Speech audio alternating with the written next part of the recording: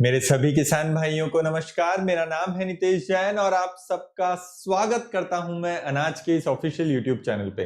दोस्तों, आज के इस वीडियो में हम आपको जानकारी देंगे अडामा कंपनी की गैलीगन दवाई के बारे में। जी हां दोस्तों, गैलीगन दवाई के बारे में इस वीडियो के माध्यम से आपको इस दवाई की तमाम तरह की उपयोगिता बताएंगे, इसके टेक्निकल नाम के बारे में जानकारी देंगे और साथ ही साथ में दोस्तों इसकी डोज के बारे में बताएंगे और पूरी विधि के बारे में समझाएंगे कि कितने लीटर पानी में आपको कितने लीटर गैलीगन दवाई लेनी है, कितने एकड़ फसल में आपको करनी है, कौन कौन सी फसलों में आप इसको कर सकते हैं, अन्य कोई दवाई मिलानी है या नहीं मिलानी है, कौन से समय पे करनी है, कौन से सीजन में करनी है, ये तमाम महत्वपूर्ण जानकारियां देंगे दोस्तों वीडियो के महत्वपूर्ण बातों के हिस्से में, वीडियो के मध्य में। और वीडियो के अंत में सावधानियां क्या क्या रखनी चाहिए आपको दवाइयां इस्तेमाल करते समय, उन सब की भी जानकारी देंगे। तो दोस्तों, अगर अभी तक भी वीडियो को लाइक नहीं किया हो तो सबसे पहले वीडियो को लाइक कर लीजिए और जानकारी अगर पसंद आए पूरा वीडियो देखने के बाद में तो शेयर करना बिल्कुल भी ना भूलें। आइए दोस्तों, शुरुआत करते हैं वीडियो की कि जो गैलीगन दवाई है इसका मुख्य रूप से उपयोग आप प्याज, लहसुन, चाय, आलू, मूंगफली और धान की फसल मतलब पैडी की फसल, चावल की फसल में उपयोग में ले सकते हैं। क्यों ले सकते हैं दोस्तों? क्योंकि इसका टेक्निकल नाम है ऑक्सीफ्लोरोफेन। 23.5% ईसी फॉर्मुलेशन में है ये। ईसी फॉर्मुलेशन मतलब ये तरल पदार्थ है, लिक्विड में ये दवाई उपलब्ध है और ऑक्सीफ्लोरोफेन होने की वजह से हमें यह भी पता चल जाता है कि यह एक खरपतवार नाशक दवाई है। घास को मारने के लिए, खरपतवार को नष्ट करने के लिए हमें इसका प्रयोग करना है बताई गई फसलों में। अब आपको इसकी डोज बता देते हैं दोस्तों। आपको 260 से 400 ml प्रति एकड़ लेनी है चाय में, क्योंकि चाय एक बागवानी की खेती कही जाती है, तो यहां पर आपको डोज इसकी बढ़ा देनी है। 260 से 400 ml प्रति एकड़ के हिसाब से लेना है चाय में और 160 से 350 ml प्रति एकड़ लेना है प्याज और लहसुन में। लहसुन और धान दोनों ही ज्यादा पानी वाली फसलें हैं, तो वहां पर आपको 350 ml प्रति एकड़ लेनी है और प्याज हो गया, आपका मूंगफली हो गया और ये दूसरी जो भी फसलें बताई थी उन सब में आपको 160 ml प्रति एकड़ लेनी है। एक एकड़ में दोस्तों आपको 10 स्प्रे टैंक का मिनिमम इस्तेमाल करना है। स्प्रे टैंक वो जो किसान अपने कंधों पर 16 लीटर पानी वाली जो टंकी होती है उसमें आपको, अगर मैं 350 ml पर एकड़ बोल रहा हूं तो आपको 35 ml एक टैंक में दवाई डालनी है और ऐसे आपको 10 टैंक करने हैं, तभी आपकी दवाई का पूरा इस्तेमाल हो पाएगा। और आपको स्प्रे करते समय इस तरीके से स्प्रे करना है जैसे हम कालीन को बिछाते हैं, कोई भी जगह छूटनी नहीं चाहिए। जहां पर जगह छूटी वहां पर खरपतवार उगी हुई रह जाएगी और उसको फिर बाद में आपको अलग से निकलवाना पड़ेगा, जो कि काफी महंगा साबित होगा। तो आपको स्प्रे में पानी की मात्रा बिल्कुल भी नहीं घटानी है। एक एकड़ में आपको कम से कम 10 स्प्रे टैंक तो करने ही है। अगर ज्यादा करते हैं तो बहुत अच्छी बात है, लेकिन 10 से कम आपको बिल्कुल भी नहीं करने हैं। अब आपको जानकारियां दे देते हैं इसकी महत्वपूर्ण बातों की।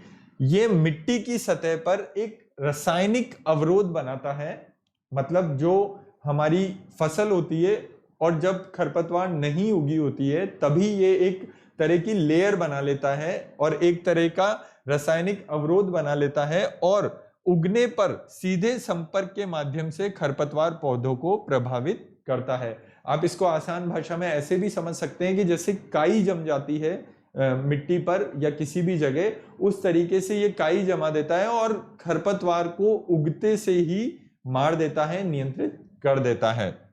लंबे समय तक अवशिष्ट गतिविधि और नगण्य लिंचिंग को दर्शाता है। अन्य दवाइयों के साथ मिलाया जा सकता है। आप इसको दूसरे किसी भी खरपतवार नाशक के साथ मिला सकते हैं। इसमें आप एडजुवेंट, चिपको या फिर स्टिकर का भी इस्तेमाल कर सकते हैं और आप दूसरा कोई भी खरपतवार नाशक डाल सकते हैं, चाहे आपको इमेजिथैपर डालना हो, चाहे आपको और किसी भी तरह का खरपतवार नाशक डालना हो, जो आप अमूमन आपकी फसल में डालते ही हैं तो आप खरपतवार नाशक के साथ में कोई अन्य खरपतवार नाशक तो दवाई मिला सकते हैं, लेकिन आपको इस चीज का ध्यान रखना है कि किसी भी तरह का फफूंदी नाशक या कीटनाशक या फिर पीजीआर या फिर लिक्विड फर्टिलाइजर आपको इस दवाई के साथ में नहीं मिलाना है। सब्जियां, फलों, कपास आदि में 60 सबसे कठिन वार्षिक चौड़ी पत्ती और घास के खरपतवारों को नियंत्रित करता है। जो चौड़ी पत्ती के विशेषकर घास होते हैं, जो लहसुन और धान में बहुत ज्यादा आते हैं और कपास में भी रहते हैं, उन सब में इसका असर बहुत अच्छा आपको देखने को मिलता है और ये पूरी तरीके से उन्हें नियंत्रण करता है। आप इसको जितना जल्दी हो सके, खरपतवार जब 3 से 4 पत्ती की अवस्था में हो तभी आप इसको स्प्रे कर दीजिए, ताकि आने वाले समय में खरपतवार बढ़े ही ना और वो उसी जगह अंत होता हुआ उस खरपतवार का आपको दिख जाए। इसका असर 48 घंटे के बाद स्टार्ट होता है और जैसे ही आप स्प्रे कर देते हैं, खरपतवार की ग्रोथ होना वहीं पर ही खत्म हो जाती है, वहीं पर ही रुक जाती है और आपको पूरा पत्ता मुरझाता हुआ 5 से 6 दिन में दिखेगा। तो आप इसको ये मान के चलिए कि दूसरे दिन ये असर अपना शुरू कर देता है। ये लंबे समय तक अवशिष्ट गतिविधि रखता है और नगण्य लिंचिंग दिखाता है।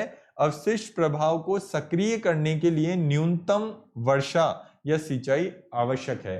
हल्की नमी में ही आपको किसी भी खरपतवार नाशक दवाई को करना चाहिए। ये हम हर वीडियो, जो भी खरपतवार नाशक का वीडियो बनाते हैं उसमें कहते हैं कि नमी, वातावरण ठंडा होना चाहिए और नमी कम से कम 5 से 10 सेंटीमीटर तो खेत में होनी ही चाहिए। अगर आप सूखी जमीन में खरपतवार नाशक दवाई को करते हैं तो दवाई का कोई भी असर आपको देखने को नहीं मिलेगा और इतना भी हो सकता है कि फसल में भी वो झटका दे सकती है। तो इसलिए आपको जितनी अच्छी नमी रहेगी तभी आपको ये दवाई करनी है। अब बारिश के समय में तो नमी ऑटोमेटिक आ जाएगी, प्रकृति की तरफ से आ जाएगी, लेकिन सर्दियों में आपको क्या करना है, या तो आपको सुबह सुबह जल्दी से स्प्रे करना है जब ओस बहुत अच्छी रहती है खेत में, या फिर जैसे लहसुन है तो आपने अगर पहला पानी पिला दिया है उसके बाद में आपको स्प्रे करना है ताकि खेत में नमी बहुत अच्छी सी बनी रहे हो, तभी आपको इसका इस्तेमाल करना है। इसका उपयोग प्याज के खेत की फसलों जैसे बल्ब फसलों में पूर्व पौधे, पूर्व उद्भव और उभरने के बाद के अनुप्रयोगों में किया जा सकता है। कचरा उगने से पहले भी कर सकते हैं, कचरा जब 3 से 4 पत्ती की अवस्था में हो तब भी कर सकते हैं और ज्यादा बड़ा हो जाए तब भी कर सकते हैं। कहने का अर्थ यही है, किसी भी स्टेज में कर सकते हैं, लेकिन जितना जल्दी हो आप इसका इस्तेमाल 3 से 4 पत्ती का जब पत्ती हो तभी आपको इसका इस्तेमाल करना चाहिए। हाँ, आप इसका इस्तेमाल दूसरी बार भी कर सकते हैं, मतलब 2 बार भी आप खरपतवार नाशक का इस्तेमाल कर सकते हैं लहसुन और धान में, क्योंकि वो ज्यादा पानी की फसलें हैं और उनमें झटका अमूमन दूसरी फसलों से कम लगता है क्योंकि वो थोड़ी सी स्ट्रांग होती है, उनकी रोग प्रतिरोधक शक्ति भी अच्छी होती है और उनमें सहने की ताकत भी होती है। ये थी तमाम महत्वपूर्ण जानकारियां। अब बात कर लेते हैं दोस्तों सावधानियों की। सावधानी रखना बेहद जरूरी है। कोई भी लिक्विड दवाई आप इस्तेमाल करें, पहले उसको अच्छे ढंग से हिलाने के बाद में ही उसका घोल बनाएं। दवाई कहीं भी जमी हुई नहीं रहनी चाहिए, इसीलिए हम बोलते हैं शेक वेल बिफोर यूज। और दवाई छिड़काव करते समय हाथ के दस्ताने और मुंह पे मास्क हमेशा लगा के रखना है। आपके शरीर का, आपके स्वास्थ्य का आपको पूरा ध्यान रखना है। खाली पेट कभी भी आपको खेत में स्प्रे करने नहीं जाना है। घर से अच्छा सा आहार लेकर, भोजन लेकर ही आपको दवाई का स्प्रे करने जाना है। खेत में स्प्रे करते समय आपको कुछ भी खाना पीना नहीं है। मौसम का पूरा ध्यान रखकर ही आपको स्प्रे करना है। सुबह के समय ठंडे वातावरण में जब हल्की हल्की नमी हो तभी इस्तेमाल करना है, या फिर अगर सुबह स्प्रे नहीं कर पाए तो शाम के समय स्प्रे करना है। दिन में स्प्रे करने से आपको बचना है। बेहतर परिणामों के लिए हमेशा नैपसेक स्प्रे पंप और फ्लैट फैन नोजल का ही उपयोग करना है। हवा से विपरीत दिशा में कभी भी स्प्रे नहीं करना है। जिस दिशा में हवा बह रही हो उसी दिशा में आपको स्प्रे करना है, ताकि स्प्रे वहीं पर ही हो जहां पर आप स्प्रे करना चाहते हैं और आपके आसपास की जो खेत हैं, अन्य कोई दूसरी फसलें, उनमें स्प्रे जाकर ना लगे, न ही आपके शरीर पर, आपके मानव शरीर पर किसी भी तरह का विपरीत प्रभाव पड़े। अंत में सबसे महत्वपूर्ण बात यही है दोस्तों, जो हम हर प्रोडक्ट के बारे में कहते हैं कि जब भी आप दवाई का पूरा इस्तेमाल कर लें, तो चाहे बॉटल प्लास्टिक की हो, टिन की हो, थैली हो, कट्टा हो या किसी भी प्रकार की सामग्री हो, उसको आपको नष्ट करके आबादी से दूर जमीन में गाड़ देना है। आप चाहें तो प्लास्टिक की बोतल अगर है या टिन की बोतल है तो उसको धो के और उसको वापस से रिसाइकल कर सकते हैं, किसी भी कबाड़ी वाले या दूसरे बंदे को बेच सकते हैं, लेकिन वो आपको, आपके ऊपर हम छोड़ रहे हैं। लेकिन आपको उसका अन्य किसी भी वस्तु या किसी भी तरह से इस्तेमाल नहीं करना है, उसको आपको आपके किसी भी इस्तेमाल में नहीं लाना है। ये थी तमाम सावधानियां जो आपको अक्षरशः अमल में लानी है जब भी आप कोई भी दवाई का स्प्रे करें। तब आगे आपको आने वाले वीडियो में जानकारी देंगे अडामा कंपनी की ही ड्यूरेक्स दवाई के बारे में। जी हाँ दोस्तों, अगर आपको ये पूरी जानकारी पसंद आई हो, ये हमारी इंफॉर्मेशन आपको अच्छी लगी हो, वीडियो से वैल्यू मिली हो, तो प्लीज इसको अपने दूसरे किसान भाइयों के साथ में जरूर शेयर करें। वीडियो को अभी तक भी लाइक नहीं किया हो तो लाइक कर लीजिए। चैनल को सब्सक्राइब करना बिल्कुल भी नहीं भूलना है। नोटिफिकेशन का बेल आइकन, घंटी वाला बटन जरूर दबा लेना है, ताकि आने वाले वीडियोस की जानकारी आपको नोटिफिकेशन के माध्यम से मिलती रहे और आपका और हमारा साथ ऐसे ही बना रहे। दोस्तों नमस्कार।